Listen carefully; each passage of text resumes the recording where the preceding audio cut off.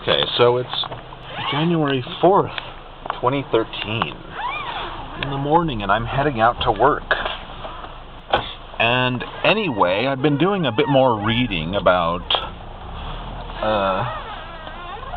Peter Singer, and he's kind of a nut job who claims that there should be such things as after-birth abortions, even in the case of where there's no injury to the child, and so, or disability or some such thing. Anyway, and he also thinks that the life of a newborn is worth no more than a dog or a pig or a chimp, and he's also in favor of some other rather nasty things. Just Google the guy, you'll find out. Anyway, so then I wrote a blog post in response to my, about my views about the situation, and about how, as far as abortion and infanticide goes, not everyone who could be considered an atheist is in agreement on those fronts, especially with regard to abortion.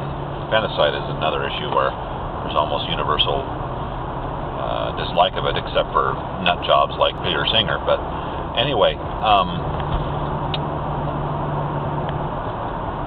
yeah. So, but if you listen to people like Christopher Hitchens, and there's people who kind of takes a middle road on abortion, and then there's there are so-called pro-life atheists.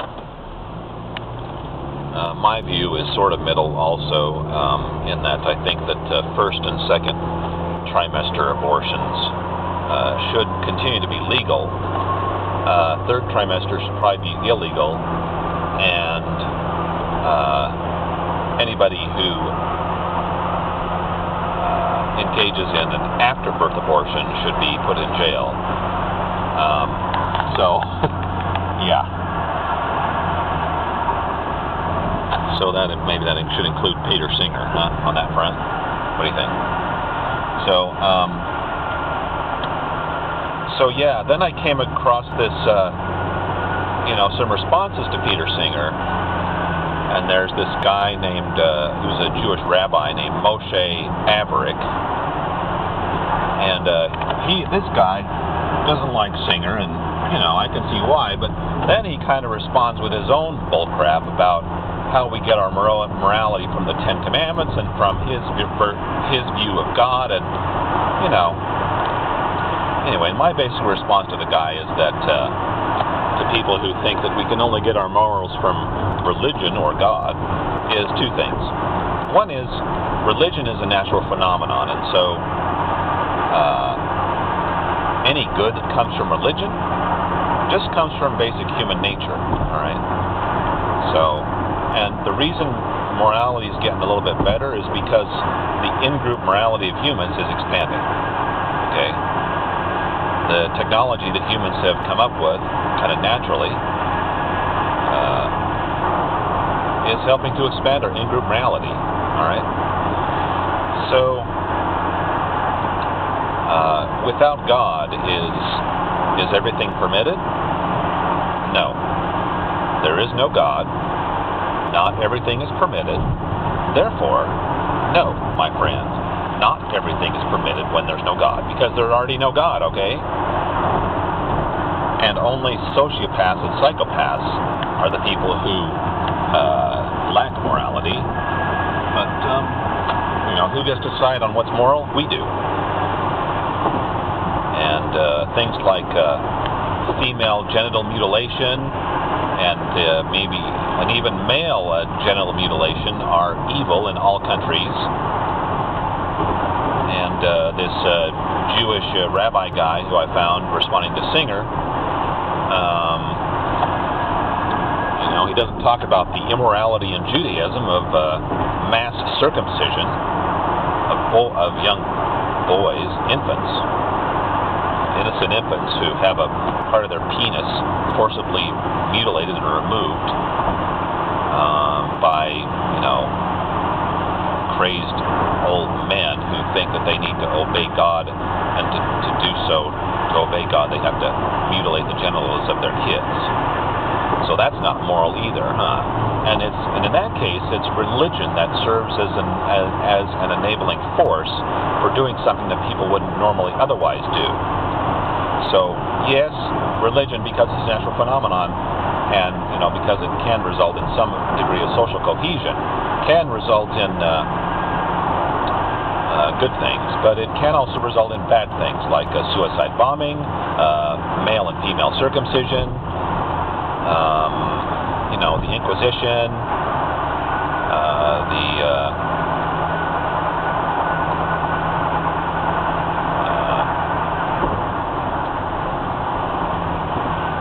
the Crusades, the conquistadors coming to America, wiping out the Indians. But even the Indians had problems, the Native American people, when they were chopping off heads and kicking them around like footballs, back in the Mayan culture. So let's not think that there's anything.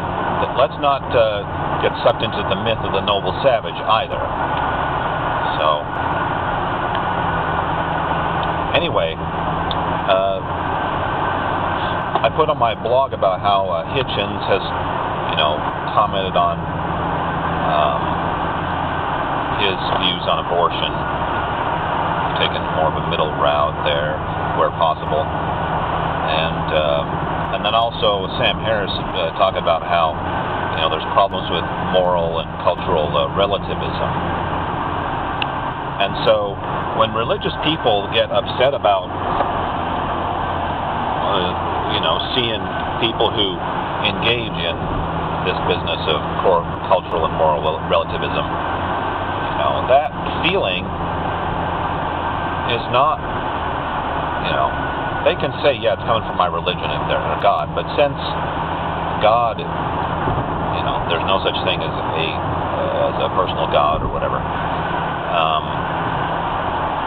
and not something that, anyway, since their God doesn't exist, their morality is not coming from God, and also because there's increased evidence that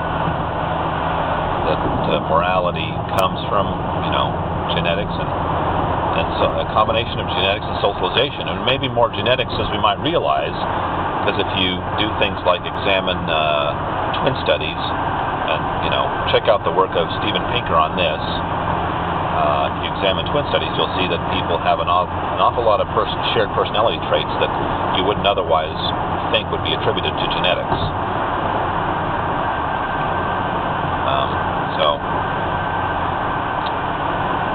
But this rabbi guy, Moshe Averick, has this book that says that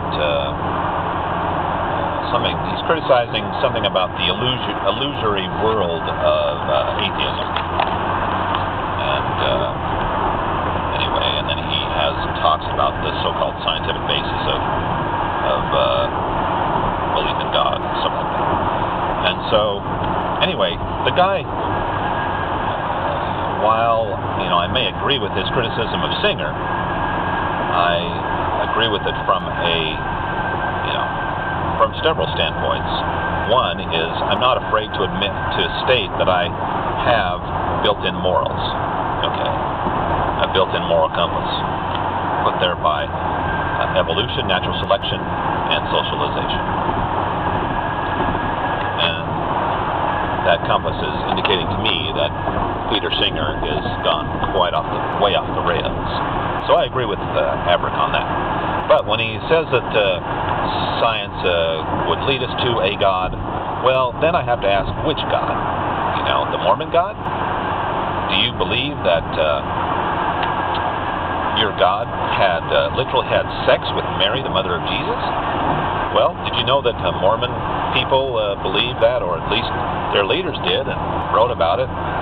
Maybe some regular Mormons may not know about it, but if you spend enough time in Mormonism and go to their institutes of religion, which are attached to colleges and universities, you get to learn more of these kind of wacky things that they don't teach you in Sunday school class when you're a young kid.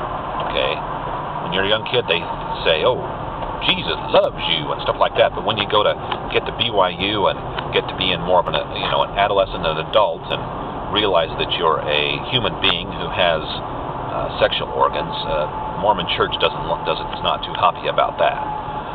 And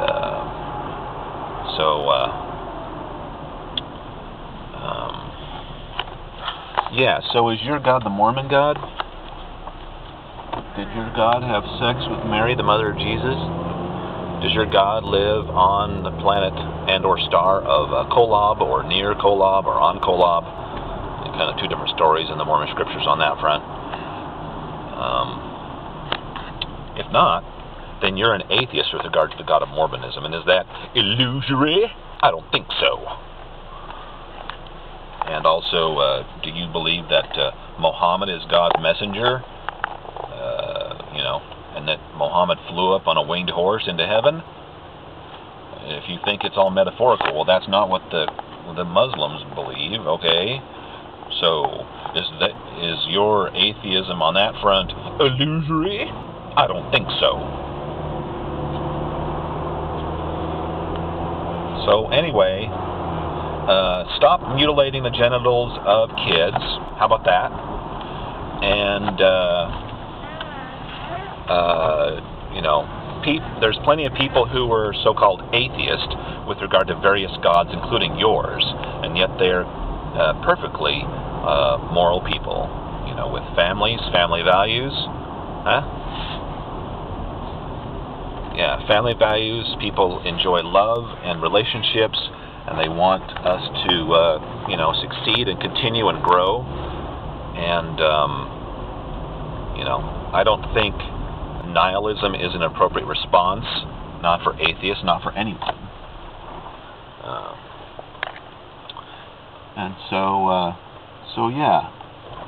So atheists have morals too, and a set of memes can put you off the rails, though. So the damaging set of memes can come from religion. Okay.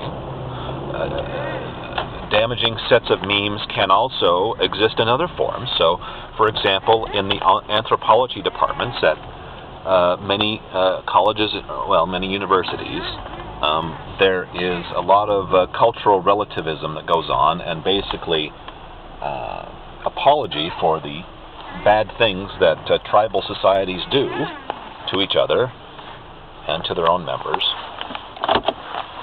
And so there's other meme sets that can put you off the rails too, not just religious ones. So, anyway. All right, well, that's that commentary. So have